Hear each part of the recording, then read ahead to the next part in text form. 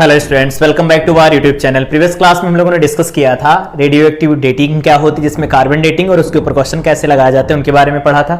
साथ में डिस्कस किया था नेचुरल रेडियो एक्टिविटी, जिसमें हम लोगों ने रेडियो एक्टिव डीके सीरीज देखी थी। 4 अलग अलग तरह की सीरीज थी। रेडियो एक्टिव इक्विलिब्रियम क्या होता है, simultaneous decay modes of radioactive element क्या होते हैं, इफेक्टिव डीके कांस्टेंट कैसे निकाला जा सकता है, साथ में accumulation of radioactive element देखा था हम लोगों ने और इनके ऊपर कुछ क्वेश्चन प्रैक्टिस की थी। आज की क्लास में हमारा डिस्कशन होगा अगले टॉपिक के साथ, दैट इज न्यूक्लियर फिजन क्या होता है, चेन रिएक्शंस क्या होती हैं, न्यूक्लियर रिएक्टर क्या होते हैं और इनके ऊपर भी क्वेश्चन जो पूछे जाते हैं उनके बारे में हम बात करेंगे। तो आओ सबसे पहले डिस्कस करते हैं कि न्यूक्लियर फिजन क्या होता है। न्यूक्लियर फिजन क्या होता है ये बताने से पहले हम कुछ बातें बताते हैं। जो ये टेबल बनी हुई है यहाँ पर आपके सामने, binding energy per nucleon with mass number, ये हम लोगों ने पहले भी बात की थी, याद होगा जब हम लोगों ने स्टेबिलिटी ऑफ न्यूक्लियस को डिस्कस किया था। तो देखा था जैसे यहां पर मान लीजिए ये यूरेनियम है, यूरेनियम 238, यहां पर यूरेनियम 238 है। देखना कैसे, यहां पर जो लाइटर न्यूक्लियाई हैं इनकी देखो बाइंडिंग एनर्जी पर न्यूक्लियन कम है। कैसे हम लोगों ने डील किया था वहां पर, तो वहां पर था binding energy per nucleon is directly proportional to stability, या कह सकते हो स्टेबिलिटी, ऐसे लिख सकते हैं हम इसे कि जो स्टेबिलिटी ऑफ न्यूक्लियस था, ऑफ न्यूक्लियस, वो डायरेक्टली प्रोपोर्शनल था बाइंडिंग एनर्जी पर न्यूक्लियन के। मतलब जिस भी न्यूक्लियस की बाइंडिंग एनर्जी पर न्यूक्लियन जितनी ज्यादा थी वो उतना ज्यादा स्टेबल था, और जिसकी बाइंडिंग एनर्जी पर न्यूक्लियन जितनी कम थी वो कम स्टेबल था। मतलब क्या है, यहां पर जो लाइटर न्यूक्लियन की बाइंडिंग एनर्जी कम है तो ये कम स्टेबल है। यहां पर जैसे जैसे बढ़ते जाएंगे उनकी बाइंडिंग एनर्जी पर न्यूक्लियन बढ़ती जाती। सबसे ज्यादा बाइंडिंग एनर्जी होती है लोहे की, जो होती है 8.8 मेगा इलेक्ट्रॉन वोल्ट की एनर्जी होती है। ठीक, फिर उसके बाद में ये वैल्यू कम होने लगती, उसके बाद में यूरेनियम तक ये बहुत कम हो जाती है। देखो यहां पर 8 से नीचे चली आती है। अब बात आती है कि हम ये न्यूक्लियर फिजन पढ़ते क्यों हैं। तो फिजन का मतलब सिंपल हो गया, कोई चीज है वो एक से ज्यादा पार्ट में टूट रही है, 2 पार्ट में टूट रही है, तो टूटना ही होता है फिजन। तो होता क्या है, nuclear fission occurs when a heavy nucleus, कोई हैवी न्यूक्लियस है, देखो इधर हैवी न्यूक्लियस है ना, इनकी बाइंडिंग एनर्जी पर न्यूक्लियन कम है, ये अपने आप को स्टेबल करने के लिए क्या करेंगे, ऐसे सब्सटेंस में टूटेंगे या ऐसे एलिमेंट में टूटेंगे जिनकी बाइंडिंग एनर्जी पर न्यूक्लियन ज्यादा होगी। स्प्लिट्स और फिजन्स into 2 smaller nuclei. In such a reaction, the total mass of product is less than the total original mass of having nucleus. जो भी ओरिजिनल मास होगा पहले का वो ज्यादा होगा, बाद का मास कम होगा, और मास डिफेक्ट की वजह से एनर्जी रिलीज होती है। तो कोई पूछेगा क्या होता है फिजन, तो ये रिएक्शन जो लिखी गई है डेफिनेशन ये बता सकते हो। रिएक्शन के बारे में भी देखते हैं। यहां पर ये यूरेनियम है, इसकी बाइंडिंग एनर्जी पर न्यूक्लियन कम है, binding energy per nucleon less है, और binding energy per nucleon less है, इसीलिए ये क्या करता है, स्प्लिट होता है, splits in lighter nuclei to increase binding energy per nucleon. Binding energy per nucleon को बढ़ाने के लिए ये स्मॉलर लाइटर न्यूक्लियाई के अंदर ये टूट जाता है, और लाइटर न्यूक्लियाई में अगर टूटेगा, ये लाइटर की स्पेलिंग सही कर लेना, LIGSTER, इन लाइटर न्यूक्लियाई में अगर टूटेगा तो इसका मतलब है उसकी बाइंडिंग एनर्जी पर न्यूक्लियन ज्यादा होने वाली, और बाइंडिंग एनर्जी पर न्यूक्लियन ज्यादा हो जाएगी तो जो बनने वाला नया सैंपल होगा उसकी स्टेबिलिटी काफी हद तक बढ़ जाती है। ठीक है, तो ये तो सिंपल सा रीजन है कि न्यूक्लियर फिजन क्या होता है और क्यों होता है।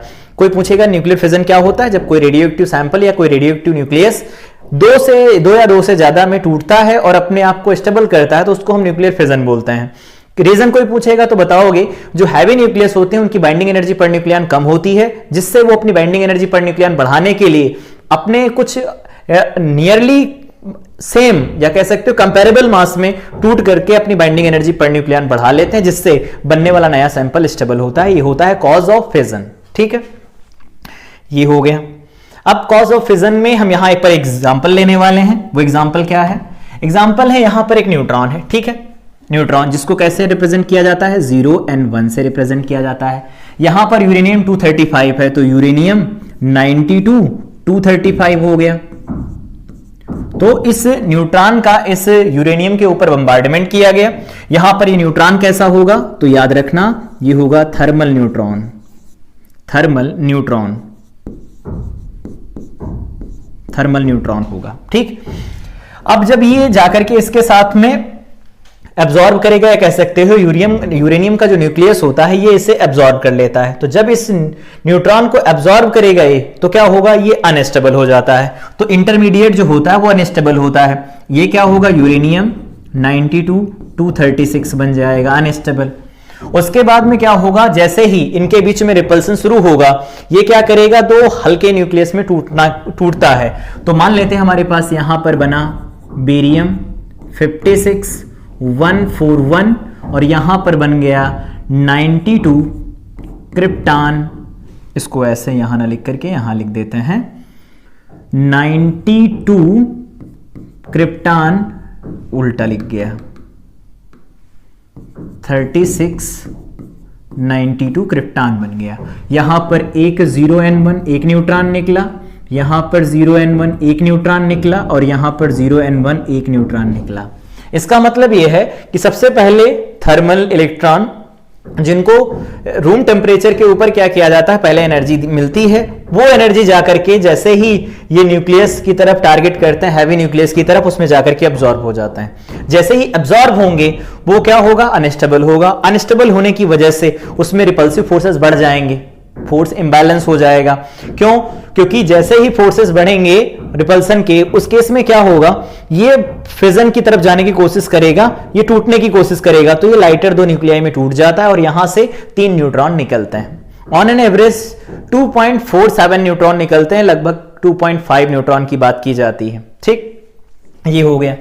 तो न्यूक्लियर फिजन क्या होता है, न्यूक्लियर फिजन कैसे होता है, उसके बारे में हम लोगों ने बात किया। इस रिएक्शन को अगर आप एक बार लिखना चाहते हैं तो ऐसे लिख सकते हैं 0n1, यहां पर थर्मल इलेक्ट्रॉन है, ये आकर के गिरता है 92 यूरेनियम 235 के ऊपर और ये इसे एब्जॉर्ब करता बनाता है 92 यूरेनियम 236 और ये जब फर्दर टूटता है तो बनाता है बेरियम 56 141 प्लस यहां पर बनेगा 36 क्रिप्टॉन 92 और यहां पर 3 न्यूट्रॉन निकलता है, ये ऐसा।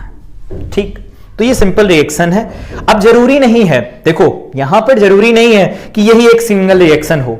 क्यों, क्योंकि तुम जानते हैं यहां तक तो आया, ये इंटरमीडिएट यहां तक बना, ये क्या है हमारे पास, इंटरमीडिएट है, इंटरमीडिएट है। तो हम ये बोल सकते हैं 236 यूरेनियम 92 236, ये हमारे पास इंटरमीडिएट बना है। ये एक्स वाई में कन्वर्ट हो सकता है, साथ में यहां पर कुछ एनर्जी निकाल सकता है in the form of Q value, Q value के फॉर्म में कुछ एनर्जी निकाल सकता है। तो आप ये बताइए, फिक्स थोड़ी है, यहां पर कंजर्वेशन ऑफ एनर्जी हम लिखते जा रहे हैं अपनी बातों को। यहां पर ये जरूरी नहीं कि यही रिएक्शन हो, कई सारी रिएक्शन हो सकती हैं। 90 रिएक्शन पॉसिबल है, 90 nuclear reactions, nuclear reactions are possible in the fusion of uranium 92 236। In uranium 92 236 टूटता है तो 90 न्यूक्लियर रिएक्शन पॉसिबल होती हैं। यहां पर जो एक्स एंड वाई बनते हैं इनको बोला जाता है फ्रैगमेंट्स। ये जी है, हम ऐसे ही बनाते हैं, फ्रैगमेंट्स होता है। ठीक है, और ये जो फ्रैगमेंट्स होते हैं वो डिफरेंट हो सकते हैं। डिफरेंट हो सकते हैं का मतलब क्या है, ये कैसे हो सकते हैं, एक्स और वाई बन गए तो एक्स और वाई पहला हो गया, दूसरे एक्स डैश वाई डैश बन गए तो वो अगला हो गया, फिर अगला हो गया, अगला हो गया। तो इस तरह से टोटल कितनी रिएक्शंस पॉसिबल हैं, तो टोटल 90 रिएक्शंस पॉसिबल है जो यहां पर हो सकती हैं।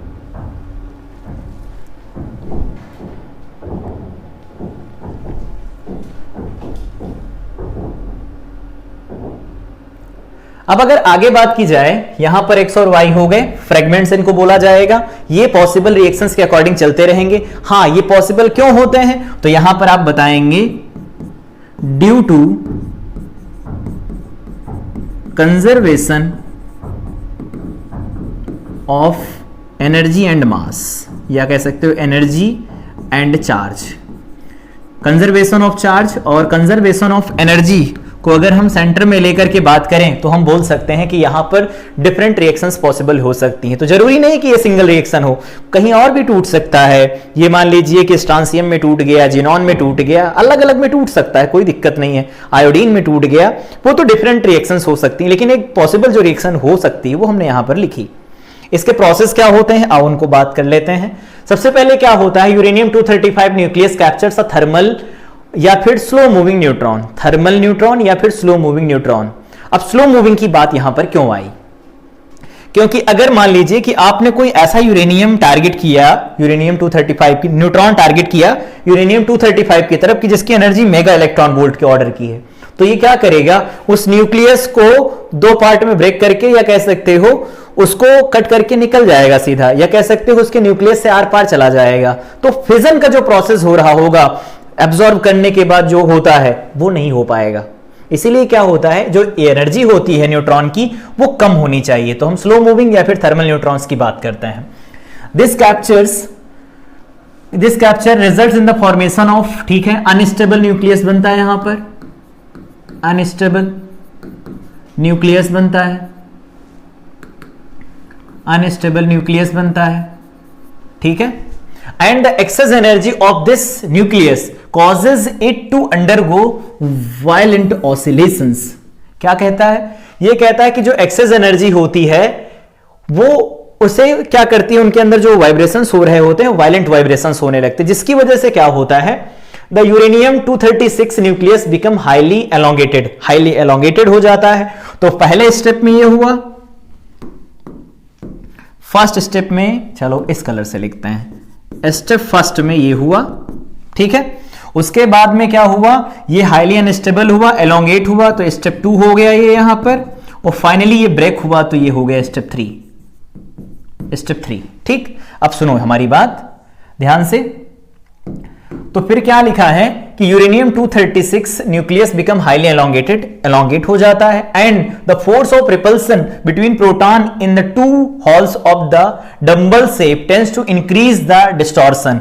यहां पर जो भी ये एलोंगेशन हुआ है, इसमें रीजन ये है कि इनके अंदर जो प्रोटॉन थे, प्रोटॉन में रिपल्सिव फोर्सेस की वजह से इसका एलोंगेशन हुआ है, और ये जो डंबल शेप बना है, ये डंबल शेप अपने आप को अलग अलग करने की कोशिश करता है, जिसकी वजह से क्या होता है, डिस्टॉर्शन होता है इसका, ठीक। The nucleus splits into 2 fragments, nucleus जो होता है दो अलग अलग फ्रैगमेंट्स में स्प्लिट हो जाता है, एमिटिंग सेवरल न्यूट्रॉन्स, कई सारे न्यूट्रॉन निकालता है, in the process along with the large amount of energy, काफी सारी एनर्जी निकालता है। ऑन एन एवरेज अगर हम बात करें, यहां पर भी आओ लिख लेते हैं, ऑन एन एवरेज बात करें, जब कभी भी रिएक्शन होती है, 90 अलग अलग रिएक्शंस होती हैं, तो इसमें जो एवरेज एनर्जी रिलीज्ड होती है, average energy released average energy जो रिलीज्ड होती है वो अप्रॉक्स होती है 190 MeV, मेगा इलेक्ट्रॉन वोल्ट की एनर्जी होती है। इस बात का आप ध्यान रखेंगे, ठीक। अभी रिएक्शन को हम लोग सॉल्व करेंगे, निकालेंगे भी, पर अभी के लिए आप इसे याद रख सकते हैं। तो कौन कौन से प्रोसेस हो गए, इस प्रोसेस के थ्रू ऐसा होगा, ठीक है। अब इसमें और कौन सी बातें हैं, यहां पर तो देख लिया कैसे होगा, कितना कुछ निकलेगा। यहां पर क्रिप्टॉन है 3692, बेरियम है 56141, और यहां 3 न्यूट्रॉन निकल गए। इससे रिलेटेड कौन कौन से पॉइंट्स हैं आप पाओ, देखो फटाफट चेक करो इनको। सबसे पहले on an average 2.5 neutrons are emitted in each fission event. कह रहे हर बार जो रिएक्शन हो रही, यूरेनियम कन्वर्ट हो रहा दो अलग अलग लाइटर न्यूक्लियाई के अंदर, जिनकी बाइंडिंग एनर्जी पर न्यूक्लियन ज्यादा है, मतलब वो स्टेबल है, तो हर एक इवेंट में कह रहे हैं लगभग में अमूमन 2.5 न्यूट्रॉन निकलता है। मास लॉस्ट पर रिएक्शन जो होता है, अप्रॉक्स जो होता है, वो लगभग में 0.02 MU के करीब होता है। आप इसे ऐसे याद रख सकते हैं। इन न्यूक्लियर फिजन के अंदर the binding energy increases and excess energy is released. कह रहे हैं कि जो न्यूक्लियर फिजन होता है, इसमें जो टोटल बाइंडिंग एनर्जी होती है वो इंक्रीज करती है। जो लाइटर न्यूक्लियाई बनते हैं उनकी बाइंडिंग एनर्जी ऑब्वियस इंक्रीज करेगी, तभी वो स्टेबल होंगे, और एक्सेस एनर्जी इज रिलीज्ड, और एक्सेस एनर्जी जो होती है वो रिलीज हो जाती है। पर यूनिट पर न्यूक्लियन की बात की जा रही थी, ठीक।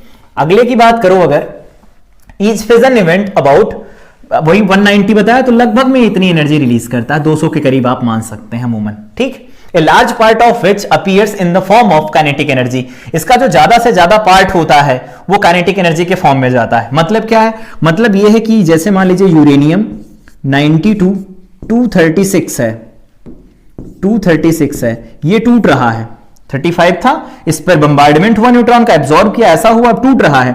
तो टूटेगा अगर, तो उस केस में यहां पर x बन रहे हैं और ये y बन रहे हैं। तो कह रहे हैं कि ज्यादा से ज्यादा जो एनर्जी होती है वो काइनेटिक एनर्जी के फॉर्म में मिलती है दोनों फ्रेगमेंट्स को। तो यहां पर काइनेटिक एनर्जी ऑफ x और plus kinetic energy of y, ज्यादा से ज्यादा इस फॉर्म में एनर्जी मिलती है इनको।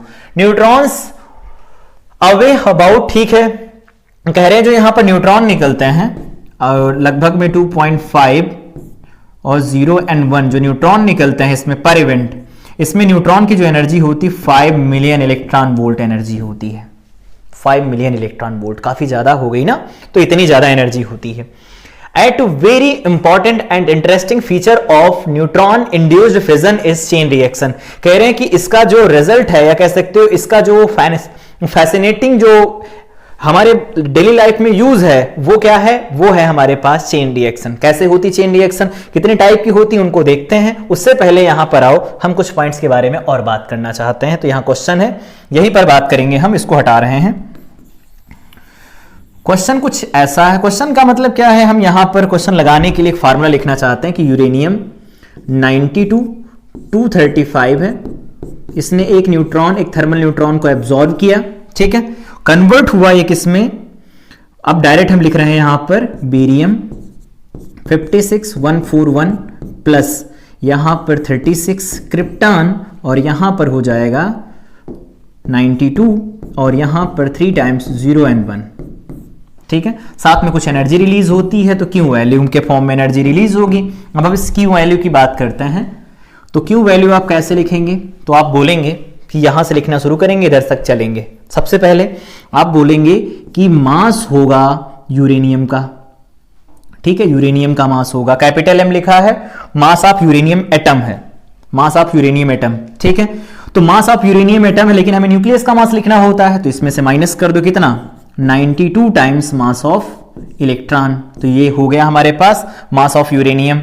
फिर साथ में क्या करना होगा, मास ऑफ न्यूट्रॉन होगा, स्मॉल एन से लिख देते हैं। ये हो गए हमारे पास रिएक्टेंट, माइनस लगाओ, इनको लिखो, तो आप बोलेंगे कि यहां पर होगा मास ऑफ बेरियम, बेरियम, और इसमें से हमें माइनस करना होगा न्यूट्रॉन के मास को, तो 56 है, तो यहां पर 56, और ये क्या बनेगा, मास ऑफ इलेक्ट्रॉन, ठीक है, ये हमारे पास हो गया।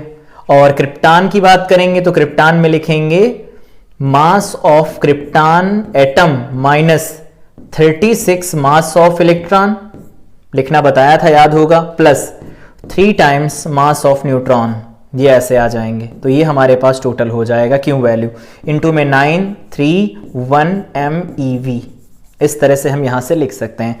अब अगर यहां से आप देखेंगे तो ये सब कैंसिल हो जाएंगे। यहां पर 92 इलेक्ट्रॉन है, इधर वालों को देख लो जरा से, ये कितने बन जाएंगे इलेक्ट्रॉन, यहां पर देखो है 92, तो 92 हो गए, इसमें से माइनस करवा दो 56 और फिर 36 को माइनस करवा देंगे तो आप ये 0 आ जाएगा। तो यहां से आप इसे ऐसे भी लिख सकते हैं,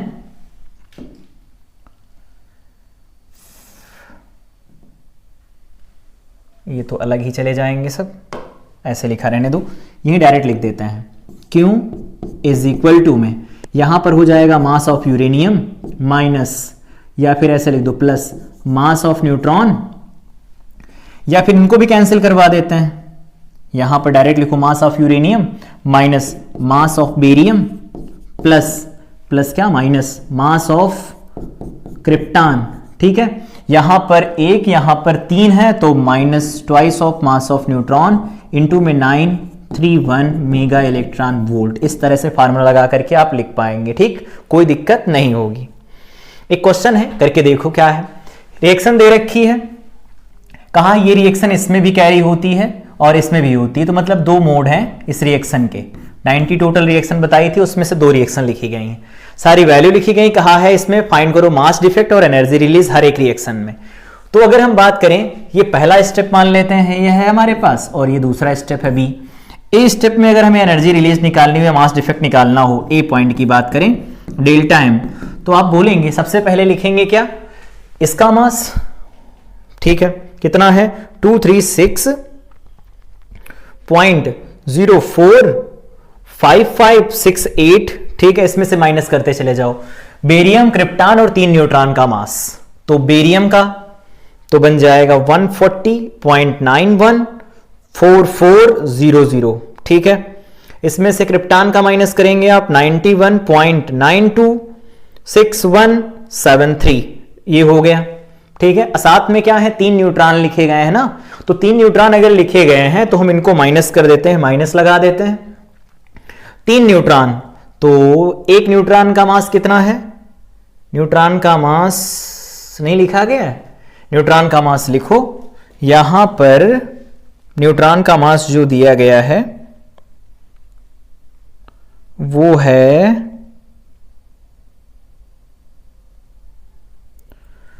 0 and 1 इज इक्वल टू में 1.008665 AMU, ये न्यूट्रॉन का मास हो गया, ठीक है। अब आप यहां से निकालेंगे, अगर इसका 3 गुना करेंगे तो कितना आएगा, ये 1 मिनट, कितना आया था 3.20, पहले हम लिख देते हैं 3.204995 माइनस 3 टाइम्स 1 पॉइंट कितना लिखा है 00865, तो यहां से डेल्टा एम की वैल्यू कितनी आएगी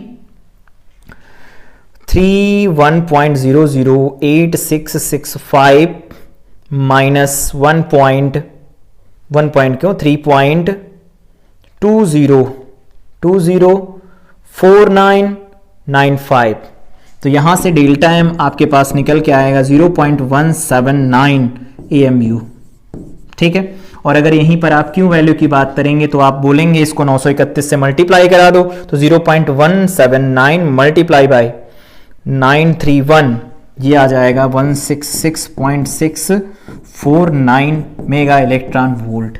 अगर बी पॉइंट की बात करेंगे आप, तो बी पॉइंट में क्या होगा, वही फिर से 236.045568 माइनस करवाएंगे हम जिनॉन को, जिनॉन कितना दिया गया 139.921641, ठीक, जिनॉन हो गया। माइनस करो स्ट्रांसियम को, वो कितना है 93.9153 और ये 55, ये आ गया, ठीक है। इसको लिख देंगे हम, तो ये आ जाएगा delta M is equal to में टोटल आ गया है माइनस करने के बाद 2.218572 माइनस 2 1 पॉइंट कितना 1.008665, इसको सॉल्व करेंगे आप तो डेल्टा एम आपको मिलेगा, कितना मिलेगा डेल्टा एम, तो ये होगा 2 इंटू में 1.008665 और इसमें से माइनस करवा दो 2.218572, यहां से आप डेल्टा एम निकालेंगे तो 0.201242 AMU आएगा। और अगर इसके अलॉन्ग एनर्जी निकालेंगे आप तो कितनी होगी, तो बस कुछ नहीं करना 931 से मल्टीप्लाई करा देंगे 187.35 और ये 6302 मेगा इलेक्ट्रॉन वोल्ट। देखो लगभग में कितनी एनर्जी जा रही है, 170 से 80 लगभग 90 के करीब एनर्जी जा रही है, तो ऑन एन एवरेज ये मान के चलिए 190 या फिर 200 मिलियन इलेक्ट्रॉन वोल्ट एनर्जी यहां से निकलने वाली है।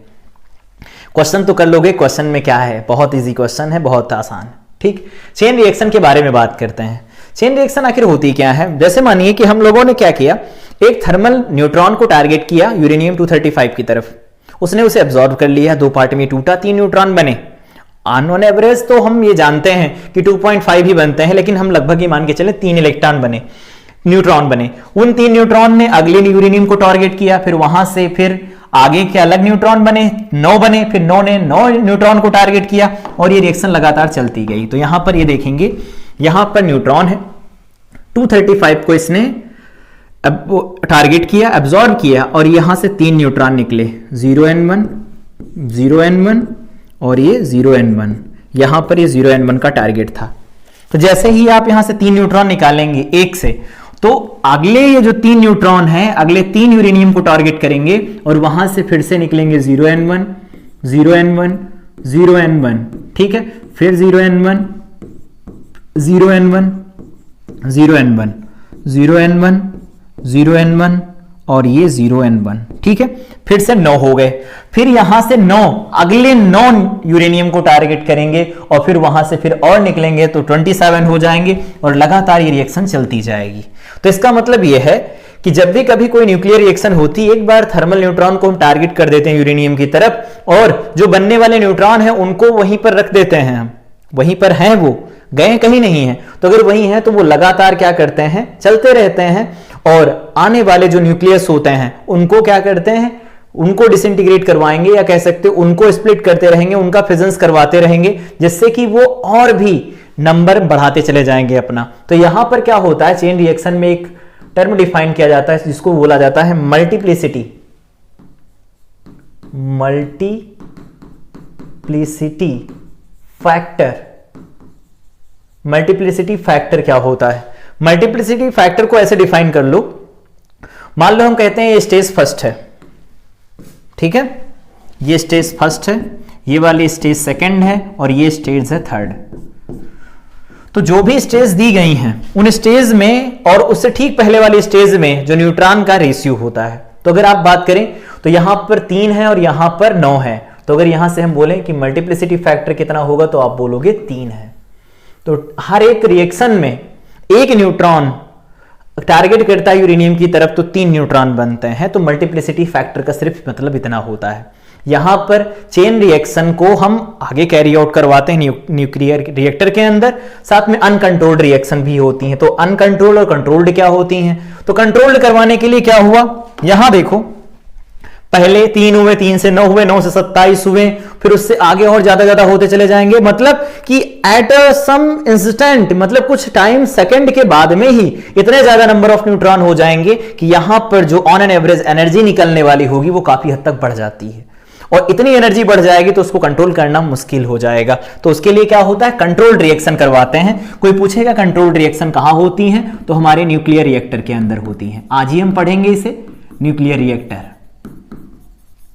रिएक्टर के अंदर होती हैं। कैसे होती हैं? तो मान लीजिए आपने एक 0n1 को टारगेट किया, किसकी तरफ?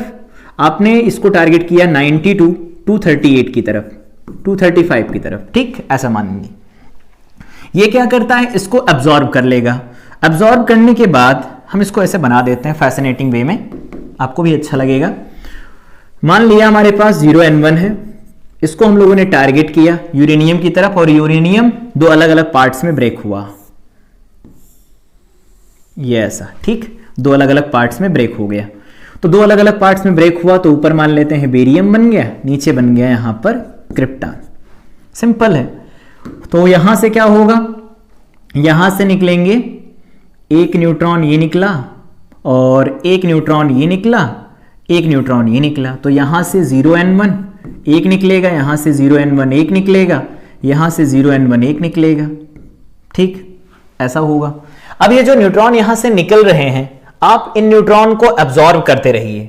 मतलब क्या है, इस रिएक्शन को अगर कंट्रोल करना है आपको तो आपको इनको एब्जॉर्ब करना पड़ेगा, क्योंकि 3 है अगर, तो अगले 3 को टारगेट किए, अगले 3 को अगर टारगेट किए तो फिर इनको हम कंट्रोल नहीं कर पाएंगे। तो इसको कंट्रोल कैसे किया जाता है, कंट्रोल कैसे किया जाता है? तो कंट्रोल करने के लिए हम क्या करते हैं, मान लीजिए कि हमारे पास ये न्यूट्रॉन है, एक न्यूट्रॉन है और इसको हमने किसी x की तरफ फेंका, ठीक है, इस x से हमारे पास 2 न्यूट्रॉन निकले, एक न्यूट्रॉन इधर चला गया, एक न्यूट्रॉन इधर चला गया। तो ये 0n1 है और ये 0n1 है। तो हमने किसी थर्मल न्यूट्रॉन को, ये क्या है, थर्मल न्यूट्रॉन है, थर्मल न्यूट्रॉन को टारगेट किया x की तरफ और वहां से 2 न्यूट्रॉन निकले। अब ये 2 न्यूट्रॉन आगे चलेंगे, लेकिन हम करेंगे क्या, इन 2 न्यूट्रॉन में से एक न्यूट्रॉन को एब्जॉर्ब कर लेते हैं हम, इसको क्या कर लेते हैं, एब्जॉर्ब कर लेते हैं, एब्जॉर्ब कर लेंगे। तो अब ये x क्या करेगा, अगले x की तरफ बढ़ेगा और यहां से फिर से एक न्यूट्रॉन इधर निकालेगा और एक न्यूट्रॉन इधर निकालेगा, 0n1 इधर और 0n1 इधर। फिर से हम क्या करेंगे, इस वाले को फिर से एब्जॉर्ब कर लेंगे, इसको फिर से एब्जॉर्ब कर लिया जाएगा। तो जैसे ही आप एब्जॉर्ब करेंगे, देखिए यहां से लगातार क्या हो रहा है कि हर एक रिएक्शन में बनने वाले जो दो न्यूट्रॉन हैं वो एक एब्जॉर्ब हो जा रहा है, एक आगे जाता है जो रेडियो एक्टिविटी करवा रहा है या कह सकते हो फिजन करवा रहा है। तो जिसकी वजह से क्या है, इस रिएक्शन का अगर हम मल्टीप्लिसिटी फैक्टर लिखें, मल्टीप्लिसिटी फैक्टर, तो आप बोलेंगे इसमें मल्टीप्लिसिटी फैक्टर का क्या मतलब, 1 है यहां और क्या, हर रिएक्शन में एक ही एक जा रहा है क्योंकि बाकी को तो हम एब्जॉर्ब कर रहे हैं। तो न्यूक्लियर चेन रिएक्शन जो होती हैं वो दो तरह की होती हैं, एक होती हैं कंट्रोल्ड, दूसरी होती हैं अनकंट्रोल्ड। तो कंट्रोल्ड जो होती हैं वो न्यूक्लियर रिएक्टर के अंदर होती हैं, और न्यूक्लियर रिएक्टर अभी यहां पर हम ज्यादा डिटेल की बात नहीं करेंगे, आज हमें पढ़ना भी है उसे। तो न्यूक्लियर रिएक्टर का मतलब ये होता है कि जैसे आपने सुना होगा कि न्यूक्लियर पावर प्लांट्स होते हैं, तो वहां पर न्यूक्लियर एनर्जी की मदद से टरबाइन को घुमाया जाता है और जिससे बिजली बनती है। ठीक, पढ़ेंगे कैसे बनती है। फिर बात करते हैं अनकंट्रोल्ड चेन रिएक्शन। तो अनकंट्रोल्ड चेन रिएक्शन इस तरह की होती है, मान लीजिए आपने 0n1 का बम्बार्डमेंट करवाया यूरेनियम की तरफ, यूरेनियम टूट गया दो अलग अलग पार्ट्स के अंदर, ये ऐसा, यहां पर एक बेरियम बना और एक क्रिप्टॉन बना। ठीक, फिर यहां से क्या हुआ, एक न्यूट्रॉन इधर निकला, एक न्यूट्रॉन इधर निकला, एक न्यूट्रॉन इधर निकला, और ये लगातार ये चलते जाएंगे। अब ये टारगेट करेगा अगले यूरेनियम को,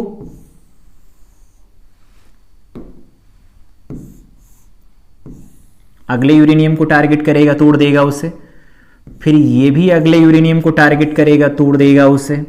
ये भी अगले यूरेनियम को टारगेट करेगा और तोड़ देगा उसे, ऐसा। ठीक, यहां पर भी ये देखो बेरियम हो गया, ये क्रिप्टॉन हो गया, ये बेरियम हो गया, ये क्रिप्टॉन हो गया, ये बेरियम हो गया, ये मान लेते हैं क्रिप्टॉन हो गया। फिर अब क्या होगा, वही जो 3 निकलेंगे यहां से, ये इधर एक निकलेगा, एक इधर निकलेगा, एक इधर निकलेगा, यहां पर भी सेम, एक इधर निकला, एक इधर निकलेगा और एक इधर निकलेगा, यहां से भी एक इधर, एक इधर और एक इधर निकलेगा। अब ये 3 अलग टारगेट करेंगे, अलग, तो अलग टारगेट करेंगे तो ये कुछ ऐसे निकलेगा और ये कुछ इस तरह से तोड़ देगा यूरेनियम को, ये भी कुछ ऐसे निकालेगा तो यूरेनियम को इस तरह से तोड़ देगा, ये भी कुछ ऐसे निकालेगा, यूरेनियम को इस तरह से तोड़ देगा। अगला यूरेनियम फिर से टूटेगा इस वाले के प्रेजेंस में,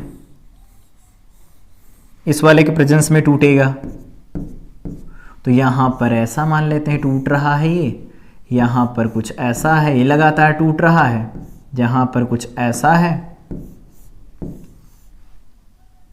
ऐसा लगातार टूट रहा है, ये ऐसा,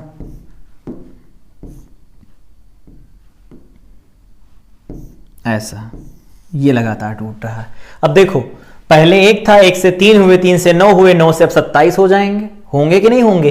तो यहां पर 1 2 3 1 2 3 1 2 3 1 2 3 1 2 3 1 2 3 1 2 3 1 2 3 1 2 3 3, देखो 27 हुए। अब ये 27 आगे की तरफ बढ़ेंगे, 3 3 6 3 9 3 27, ऐसे डायरेक्ट जोड़ लो।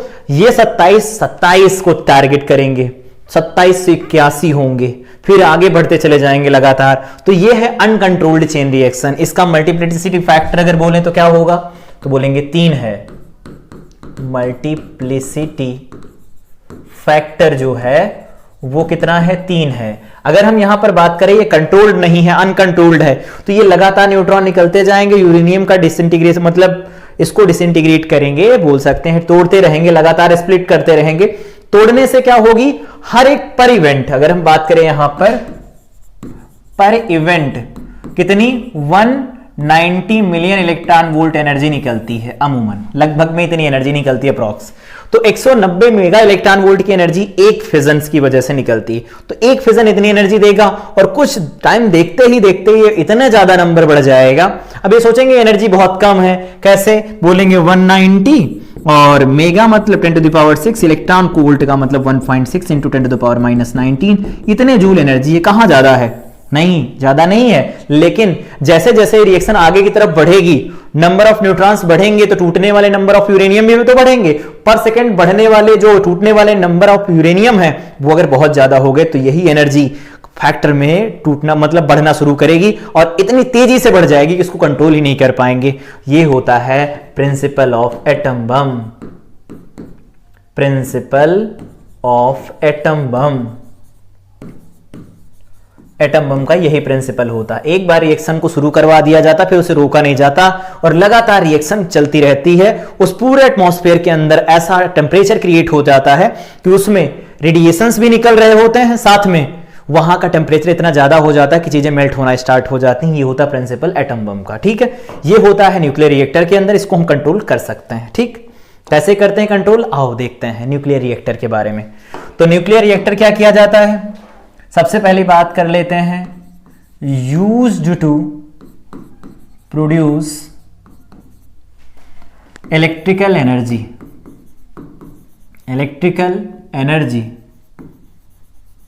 इलेक्ट्रिकल एनर्जी बनाने के काम में लिया जाता है। ठीक है, न्यूक्लियर रिएक्टर को। अब एनर्जी कैसे बनती है वो आओ देखो। ईएमआई का प्रिंसिपल तो हम लोग जानते हैं कि किसी मैग्नेटिक फील्ड के अंदर अगर कोई कंडक्टर रोटेट करता है तो उसमें एक ईएमएफ बनता है, एक करंट बनती है जो अल्टरनेटिंग करंट होती है। बस वही प्रिंसिपल याद रखना है।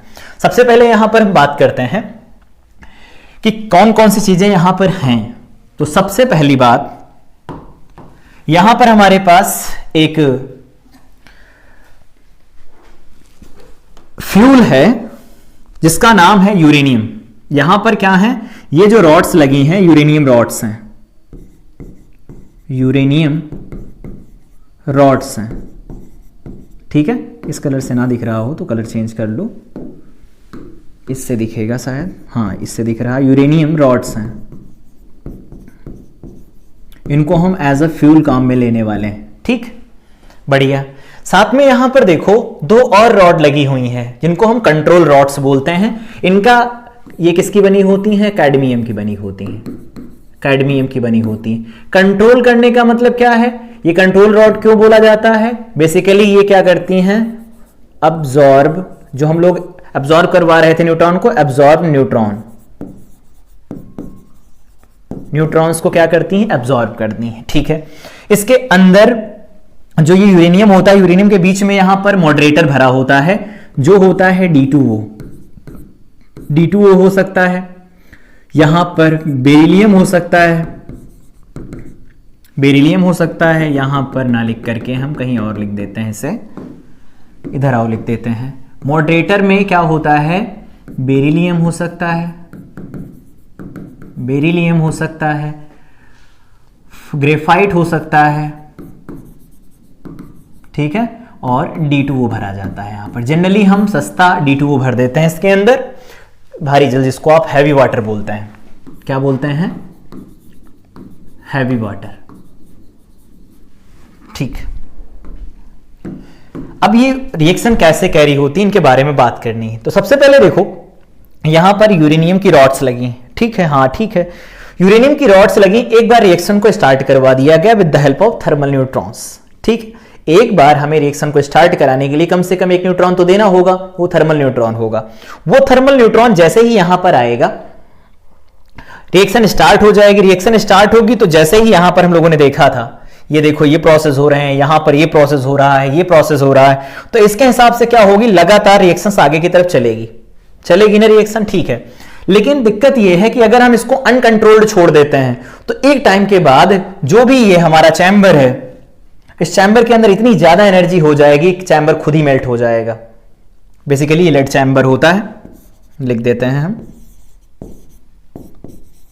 लेड चैम्बर होता है, लेड चैम्बर होता है। ये चैम्बर इतना ज्यादा टेम्परेचर होगा तो ये मेल्ट हो जाएगा, लेकिन इसको रोका कैसे जाता है? तो रोकने के लिए इस रिएक्शन को कंट्रोल किया जाता है। अब कंट्रोल कैसे करेंगे हम? तो कंट्रोल बहुत सिंपल तरीका है। कैसे कंट्रोल करने का तरीका? ये जहां ये न्यूट्रॉन निकलेंगे यहां से, न्यूट्रॉन जो निकलेंगे उनके रेट को कम करने के लिए कि वो कम निकलें, ज्यादा से ज्यादा एब्जॉर्ब हो जाएं, उसके लिए हम यहां पर कैडमियम की रॉड लगा देते हैं। जैसे इन कैडमियम की रॉड को अंदर की तरफ धकेला जाएगा, ये क्या करेंगी, न्यूट्रॉन को एब्जॉर्ब करना शुरू करेंगी, और जैसे ही जनरेट हुए न्यूट्रॉन्स एब्जॉर्ब होना शुरू हो जाएंगे तो न्यूक्लियर रिएक्शन की रेट जो होगी वो डिक्रीज कर जाएगी। सिंपल तरीका है।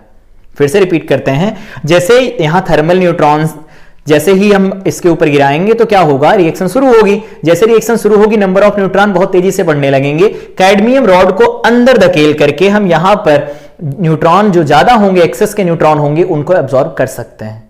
ठीक है, एक बात आती है कि अगर हम इसका यूज कर रहे हैं कैडमियम रॉड का इनको अंदर करके, तो फिर ये मॉडरेटर क्यों भरा है इसके अंदर, D2O भारी जल क्यों भर दिया गया है?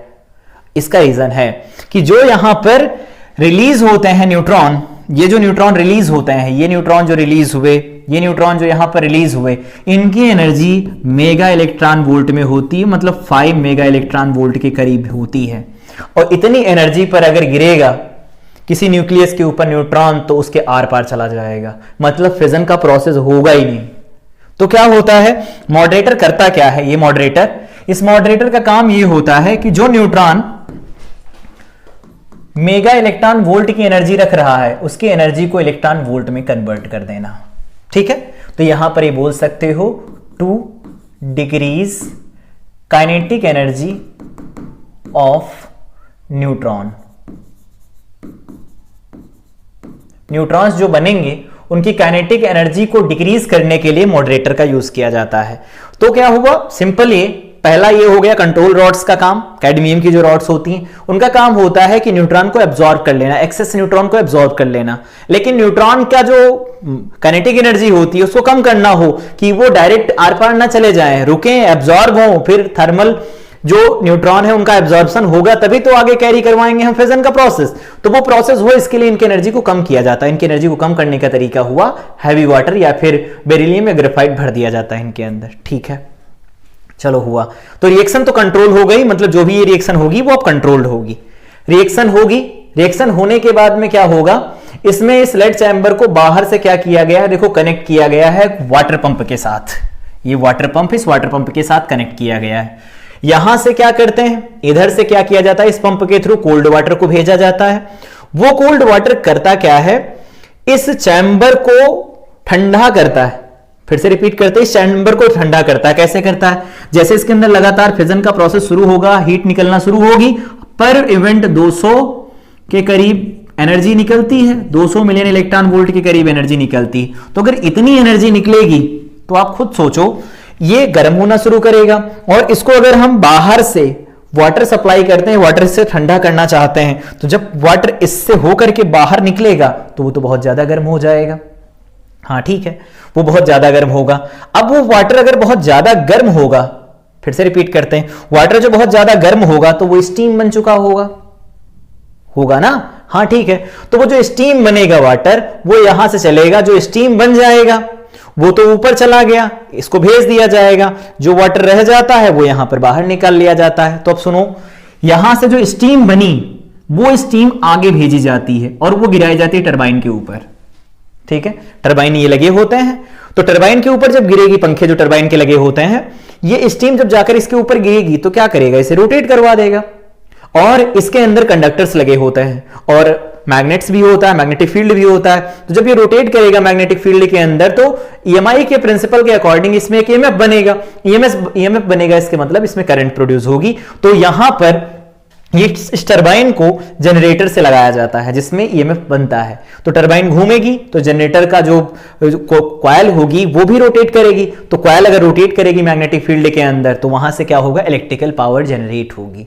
तो ये पूरा प्रोसेस होता है जिस तरह से इलेक्ट्रिकल पावर को जनरेट किया जाता है। फिर से बात करते हैं, देखो यहां से जो स्टीम चलेगी टरबाइन पर गिरेगी, टरबाइन पर गिरने के बाद में क्या होगा, यहां पर नीचे से हम कोल्ड वाटर भेजेंगे, हॉट वाटर निकालते रहते हैं।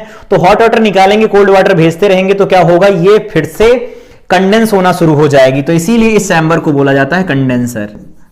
कंडेंसर ये कंडेंस कर देता है, मतलब वापस से जो स्टीम होती है उसको लिक्विड में कन्वर्ट कर देता और उस लिक्विड वाटर को नीचे से फिर से भेज दिया जाता है। यही है। तो अगर इससे फिर से नीचे से भेजा जाएगा, देखो पूरा प्रोसेस क्या है, यहां से जो भी एनर्जी बनी, हीट बनी, उस हीट से इस वाटर को गर्म किया गया, इसको यहां पर भेज दिया गया। ठीक है, इस वाटर को जैसे ही यहां पर भेजा जाएगा स्टीम को, वो स्टीम को, उस प्रोसेस को हम टरबाइन से भेजेंगे। टरबाइन क्या करेगा, जनरेटर को दे देगा। लेकिन जो इसका कुछ बचा पोर्शन होता है या पूरा भरा होता है पानी, तो जैसे जैसे इसको हीट मिलेगी ये स्टीम बनाएगा। लेकिन जब ये वापस लौटेगा तो हम इसको ठंडा करते हैं, ठंडा करके वापस इसके अंदर भेजते रहते हैं कि लगातार इसकी स्टीम बनती रहे। और इसमें इसको ठंडा कैसे किया जाएगा कि इसके अंदर का वाटर ठंडा हो जाए, तो हॉट वाटर को हम यहां पर निकालते रहते हैं और कोल्ड वाटर को यहां पर भेजते रहते हैं। तो हॉट वाटर बाहर जा रहा है, कोल्ड वाटर अंदर आ रहा है। ठीक है, बिल्कुल सिंपल है, आप जैसे समझ रहे हैं बिल्कुल बिल्कुल सिंपल है। इस तरह से हम न्यूक्लियर फिजन की रिएक्शन को कैरी आउट करवाते हैं इन न्यूक्लियर रिएक्टर। ये कंट्रोल्ड चेन रिएक्शन होती है, ध्यान रखना, कंट्रोल्ड चेन रिएक्शन होती है, इस बात का ध्यान रखना है आपको। ठीक है, आगे आओ बात करते हैं कुछ क्वेश्चंस के ऊपर, और यहां पर हम लोग अपना फिजन का टॉपिक कंप्लीट करते हैं। क्वेश्चन है, ए न्यूक्लियर रिएक्टर, कोई न्यूक्लियर रिएक्टर है जिसकी पी आउट दे रखी है, इफिशियंसी 20% है। समझो ऐसे, आप अगर हम इफिशियंसी की बात करें तो इफिशियंसी का फार्मूला आप लिखना चाहें तो लिख लें, वैसे आप तो वैसे भी लिख सकते हैं। ईटा इज इक्वल टू होगा आउटपुट पावर डिवाइडेड बाय में इनपुट पावर, इनटू में क्या होगा 100 हो जाएगा। तो ये फार्मूला लगा सकते हैं यहां पर, जैसे ट्रांसफार्मर में पढ़ा था। तो ईटा इज इक्वल टू में क्या लिखा जाएगा, बोलेंगे पी आउट डिवाइडेड बाय में पी इनपुट, इनटू में क्या हो जाएगा 100। क्या दिया है 20%, तो यहां पर कह रहे हैं इफिशियंसी 20%, तो 20 इज इक्वल टू में बन जाएगा पी आउट कितना है 100 मेगावाट, तो 10⁶ वाट हो जाएगा ये, डिवाइडेड बाय में क्या बनेगा पी इनपुट, और इनटू में क्या बन जाएगा 100। ठीक है, अब देखिए यहां से ये 0 से हम, या इसको हम ऐसे लिख देते हैं 20 और ये 5 बार में काट दो, पी इनपुट क्या आ जाएगा, तो 5, 10⁻ बन जाएगा यहाँ पर 6, ये भी ठीक है, और इनटू में बन जाएगा 100। तो यहाँ से पी इनपुट कितना निकल के आया, तो 5 × 10⁸ वाट, इतना वाट निकल के आ गया, इनपुट पावर इतनी है।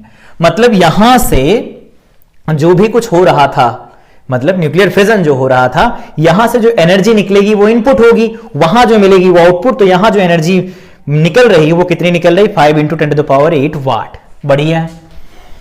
कह रहे हैं it uses uranium 234 as fuel, fission of 1 uranium 234 provides 200 mega electron volt energy. ये कितनी एनर्जी प्रोवाइड करता है of energy, how many kgs of 234 is required by this reactor in 202।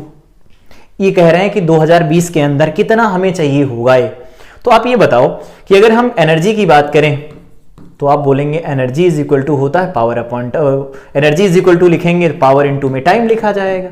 तो पावर इनपुट मतलब जो भी फिजन से मिली होगी, तो पावर इनपुट है 5 × में 10⁸, और टाइम कितना लग रहा है 1 साल। और देखो 2020 लीप ईयर है, तो इसमें 365 की जगह 366 दिन हो जाएंगे, 24 घंटे हो जाएंगे, 60 मिनट और ये 60 सेकंड। इतनी एनर्जी होगी जो कि किस में आएगी, जूल्स में, जूल्स में एनर्जी आएगी। ठीक है, अब हमें करना क्या होगा, कह रहे हैं कि how many kgs of uranium 234 is required by this reactor इन।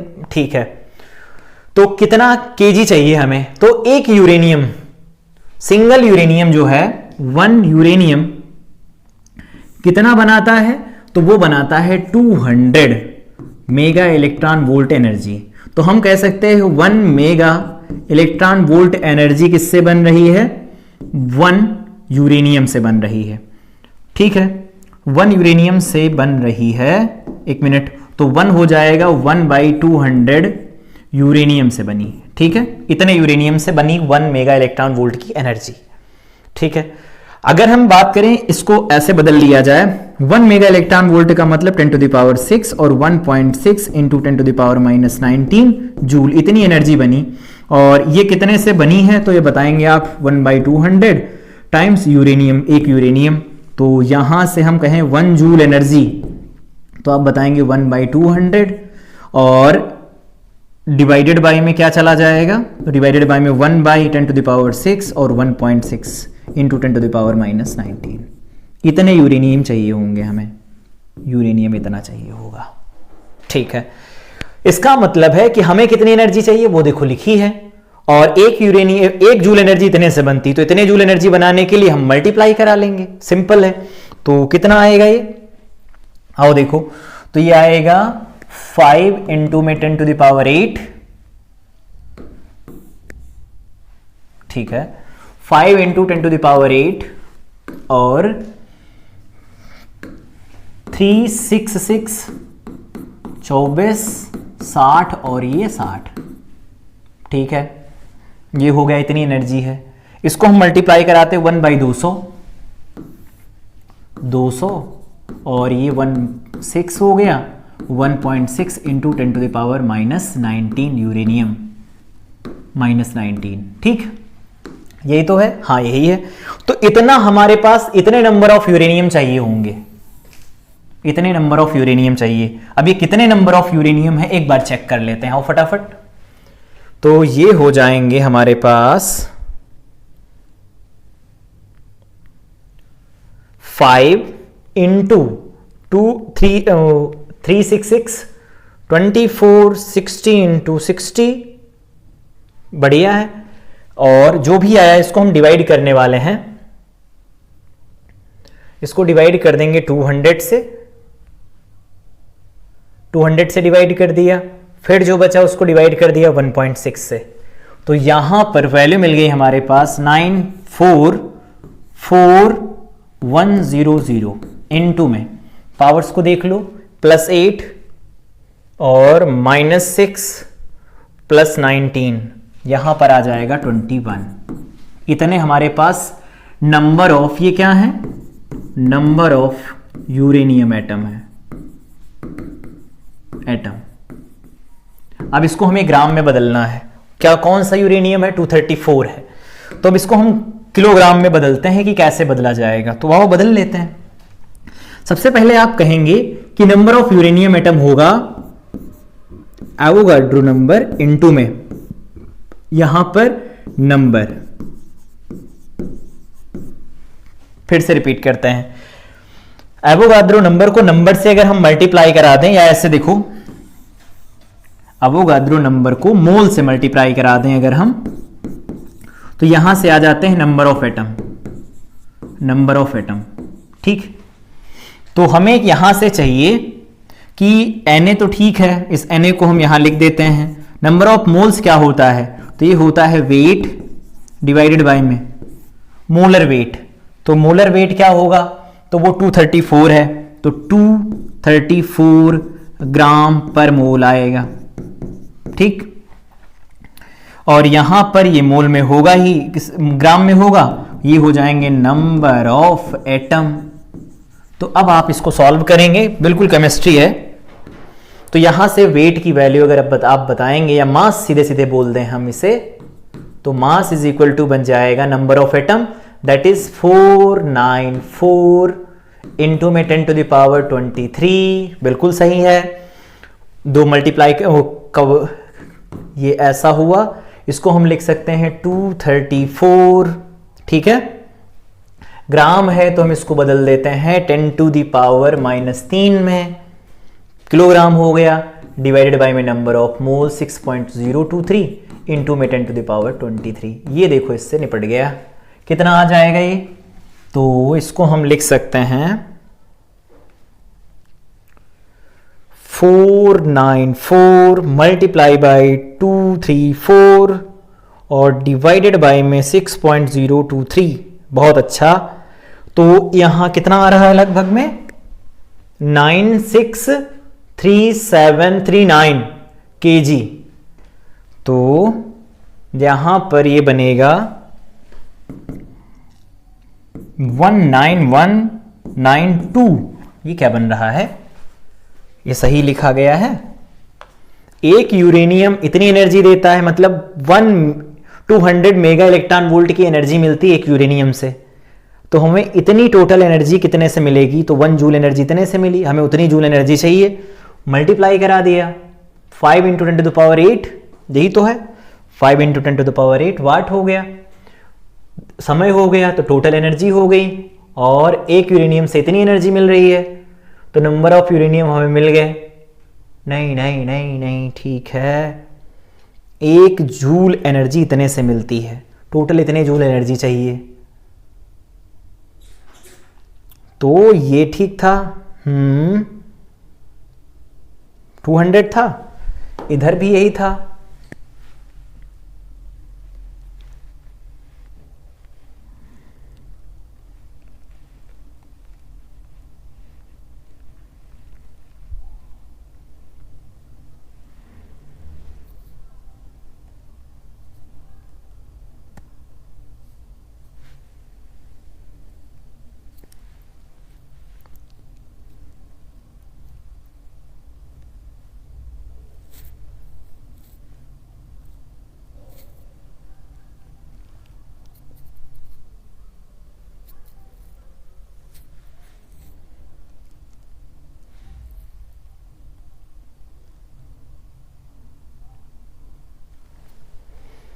यहाँ यही था, यहाँ पर भी यही है, एक बार चेक कर लो। 20 क्या था, मेगा इलेक्ट्रॉन वोल्ट। ये भी ठीक है। 20 5 हो गया, तो 5 यहाँ पर आ गया, 6 और 2 8 8 आया। एक बार इसे थोड़ा रुको, इसको सही करते हैं, शायद इसमें कुछ गड़बड़ हुई है। यहाँ पर 20% है, पी आउट की वैल्यू हमारे पास पता है, हाँ है 100 मेगावाट, तो मेगावाट हो गया, डिवाइडेड बाय में पी इन नहीं पता, इनटू में यहाँ पर हो जाएगा 100, तो P in is equal to में कितना आ जाएगा 20 और ये 5, तो ये आ जाएगा 500 मेगावाट। एक बार चेक कर लो, हाँ ये 5 और 100 500 मेगावाट आया। तो इसको हम ऐसे लिख सकते हैं 5 × 10⁶ और ये 8 वाट। ठीक तो आ रहा है, यहाँ से भी ठीक आ रहा है। अच्छा, यहाँ पर ये जो दिया गया है, ये एक और जीरो बढ़ा लो, 1000 दिया गया है। तो अगर 1000 होगा तो यहाँ पर इसको ऐसे लिख देना 1000 मेगावाट डिवाइडेड बाय में पी इन इनटू में ऐसा होगा। तो यहां से आप देखेंगे तो ये वैल्यू मिल जाएगी आपको 5 × 10⁸ था, तो 9 हो जाएगा वाट में। ठीक, तो इसको हम सही कर लें। अब इसको सही किया जाएगा तो 200 है ही, तो यहां सब कुछ ठीक ही है, यहां तो कुछ करना है नहीं, यहां पर आओ कर लेते हैं। तो इस वाले को थोड़ा ठीक कर लेना, इसको हम लिख सकते हैं 5 × 10⁹, 5 × 10⁹। और अगर इसको सॉल्व करेंगे आप तो यहां पर बनेगा, एक बार हम चेक कर देते हैं, यहां पर बन जाएगा ये 5 × 366 × 24 × 60 × 60, बढ़िया। डिवाइडेड बाय में क्या बन जाएगा, डिवाइडेड बाय में बनेगा 200 और फिर से डिवाइड कर देंगे 1.6 से, तो यहां पर बन जाएगा 94100। ठीक है, इनटू में 10⁻, क्या बनेगी, तो ऊपर 9 है, -6 बन जाएगा और प्लस का 19 बन जाएगा और कुछ भी नहीं है, तो यहां पर ये बन जाएगा 19, तो ये 22 बनेगा। अब यहां पर आप 22 लिख दीजिए, 22, तो यहां पर 22 अगर लिखेंगे आप तो 24 हो जाएगा ये। अब ठीक है, ये भी है। इससे अगर ये आप काटेंगे तो यहां पर 10 रह जाएगा, और 10 रह जाएगा तो इसको हम क्या लिख सकते हैं, 9494 इंटू में 10 इंटू में 234। ठीक है, इसको डिवाइड करने वाले हम 6.023, हाँ ये भी ठीक है। और जब डिवाइड करेंगे तो इसको हम फिर से डिवाइड कर देते हैं 100 से।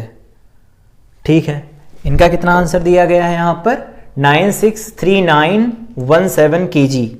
ठीक है, यहाँ से अगर आप कैलकुलेट करते हैं, यहाँ से अगर आप कैलकुलेट करेंगे, दोबारा से हम लिख देते हैं पूरा प्रोसेस, कि यहाँ पर हमें लिखना होगा 5 इनटू में 10 टू द पावर 9, ठीक है, 366 इनटू में 24 इनटू में 60 इनटू में 60 और डिवाइडेड बाय में क्या होगा, तो डिवाइडेड बाय में आप बताएंगे यहां पर हो जाएगा 200, ठीक है, 10 टू द पावर 6 बन जाएगा और यहां पर 1.6 इंटू 10 टू द पावर क्या बनेगा, -19 बन जाएगा, ये भी ठीक है। और डिवाइड होने वाला है और यहां पर मल्टीप्लाई कराएंगे 234 से और यहां पर डिवाइड करवाने वाले हैं हम लोग ग्राम पर मोल, तो ये हमारे पास आ जाएगा Na को लिखा जाता है 6.023 इंटू में 10 टू द पावर 23। अब अगर आप इसको सॉल्व करते हैं तो ये आपके पास रिजल्ट मिल जाएगा 3639.17। क्या है ये, 9639.17, 9639.17 कीजिए, इतना मास आ जाएगा, ठीक है। ऐसे ही क्वेश्चन है एक आपको करना है एज अ होमवर्क है, ये होमवर्क है। क्या है होमवर्क में, सेम जो यहां पर हो रहा है ये पूरा प्रोसेस है। इन द प्रीवियस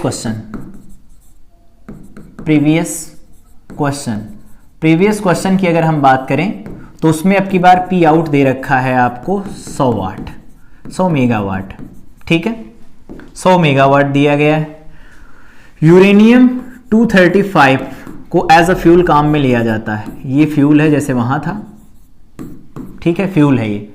और पर इवेंट जो एनर्जी रिलीज होती है वो 190 है, 190 मिलियन इलेक्ट्रॉन वोल्ट है, ठीक। तो बताना ये है कि फाइंड, और यहां पर ठीक है ऐसा दिया जा रहा है 190, ठीक। इसमें हम बात, हाँ पर इवेंट तो एनर्जी रिलीज होगी 190 हो गई और इसको हम एज अ फ्यूल काम में ले रहे हैं, पी आउट जो हमारे पास है इतनी है। तो ये बताया जा रहा है कि यहां पर, हाँ ठीक है, तो यहां पर आपको बताना है यूरेनियम रिक्वायर्ड